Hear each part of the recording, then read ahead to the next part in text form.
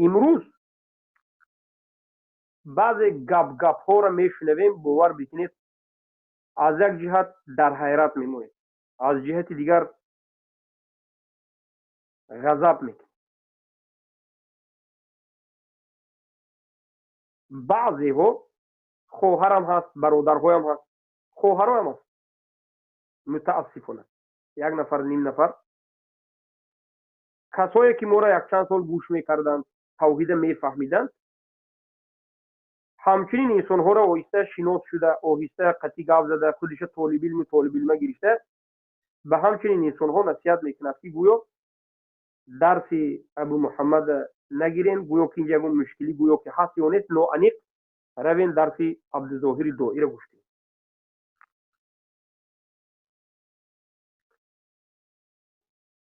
آیا اینجا اون فرق است؟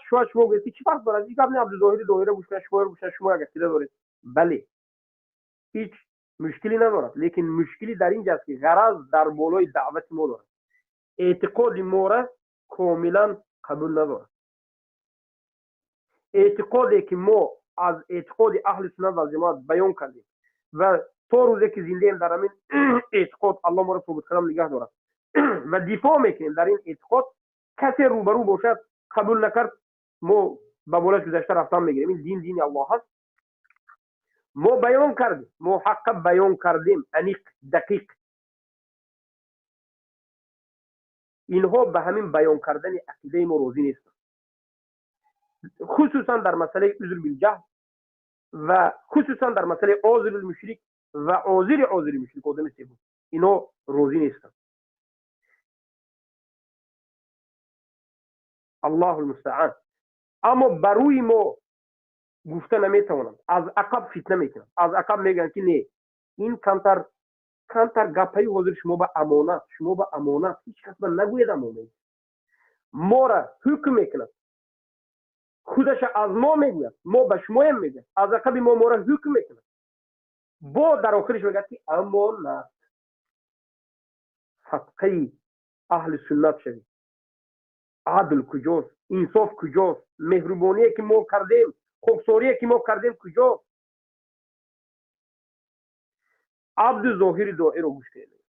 ولی ما باید حقیقت رو بگوییم. ما از عبدالظاهر دائی طلب میکنیم به تمام احترام که نکته گذاری کنند در این مسائل اصولی.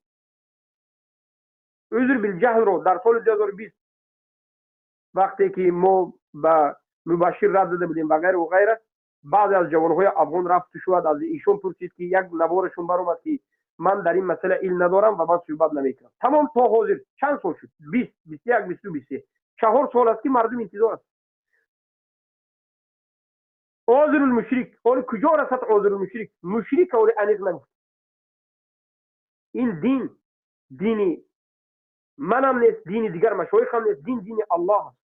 باید کسی که در این دین صحبت میکند منهج دین اهل سنت و الجماعه را تا آخر نقطه به نقطه بگوید، وگرنه عاقبت شمیخ فتنه است. وگرنه خوارج هم از همین نوع انیقی استفاده میکند، جهمی را استفاده میکند، جهمی ها استفاده میکند برای این که میگه شیخ ظاهر نکرد، شیخ نگفت، حاضری را حکم نکرد، از این اورد که شما غلو کردید، حالا که حق در جانب ما است.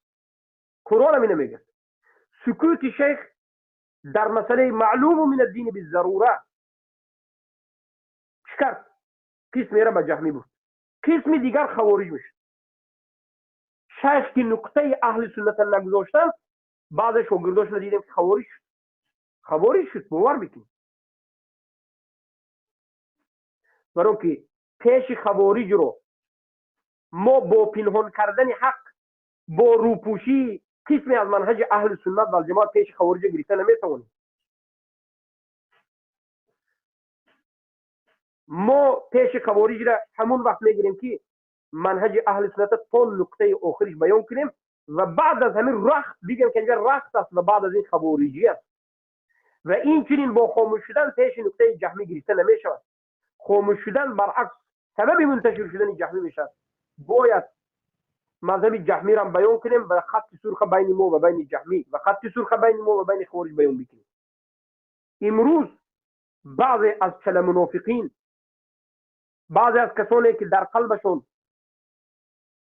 غلیظی به دعوت حق، به دعوت توحیدی و دعوت مبارکی ما، دعوت اهل سنت و الجماعه، دعوت توحیدی در غرض قلبی دارند، نمیدونم حسد دارند، مرگ دارند، مریضی دارند، اینها ما رو روی راست که این کار کرده نمیتونن. دلیل ندارن، دلیل اصلا ندارن. ما به همین دینمون دلیل داریم، یک دلیل 10 دلیل داریم. اینها میوند به عقب مردم هسته میگن که به فلان شیخ رو عبدالظاهر داعی که ببین در مسئله عذر بالجهل چی گفت، ببین در مسئله عذری هیچی نگفت، ببین تو عذری نشو. یعنی چی میگه؟ معذرت خواهی میکنم، یعنی عذری شو. یعنی عاقبت همین که گویا که عبدالظاهر داعی را توهمت دارد. اما گمان ما در حق شیخ عبدالظاهر داعی خیر، الله حفظش کنه، الله عمرش بدهد که در بالای این مردم ملت فارس باشد و دعا میکنیم که همه منهج اصولی باقی مانده را بگوید، پیش خوارجا را شیخ بگیرند و پیش جهمی ها را بگیرند. سکوت در حالتی که موضع بیان است حرام است. سکوت در لا يجوز تأخیر البیان عن وقت الحاجه. در علم اصول فقه یک موضوع است که میگن جایز نیست تأخیر کردن بیان در موضع حاجت.